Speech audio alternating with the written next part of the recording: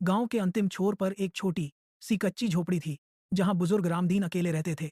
उम्र के साथ उनके बाल सफेद हो चुके थे और चाल धीमी पड़ गई थी, लेकिन उनका मन अब भी उजाले से भरा था। रोज शाम होते ही वे अपनी झोपड़ी के बाहर एक मिट्टी का दिया जलाते थे। यह उनका नियम था, चाहे बारिश हो या आंधी। गांव के लोग अक्सर उनका मजाक उड़ाते थे। कोई कहता, इस दिए से कौन सा गांव रोशन हो जाएगा, तो कोई हंसकर बोलता, बाबा अब जमाना बिजली का है। रामदीन कुछ नहीं कहते, बस मुस्कुरा देते। इसी गांव में कुछ समय के लिए शहर से आया एक युवक अमित रहने लगा। वह पढ़ा लिखा था, आधुनिक सोच रखता था और पुरानी परंपराओं को अंधविश्वास मानता था। एक दिन उसने रामदीन को दिया जलाते देखा और पूछ बैठा, बाबा, रोज ये दिया जलाने का क्या मतलब है?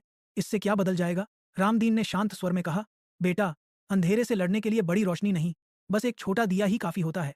अमित को यह बात भावुक तो लगी, लेकिन उसे व्यावहारिक नहीं लगी। कुछ दिन बाद मानसून ने जोर पकड़ा। लगातार बारिश से गांव की बिजली कई रातों तक चली गई। चारों ओर अंधेरा और कीचड़ फैल गया। रास्ते फिसलन भरे हो गए थे। एक रात गांव की एक गर्भवती महिला को अचानक तेज दर्द उठा।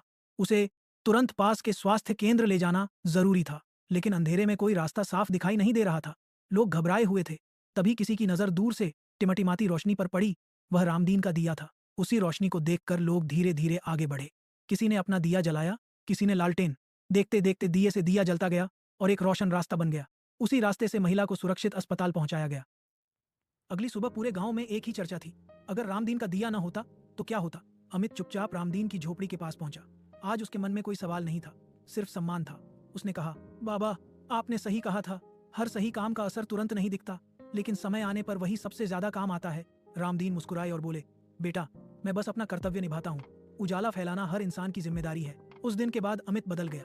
उसने गांव के बच्चों को पढ़ाना शुरू किया, सफाई अभियान चलाया और हर शाम रामदीन के दिए के पास एक दिया जरूर जलाता।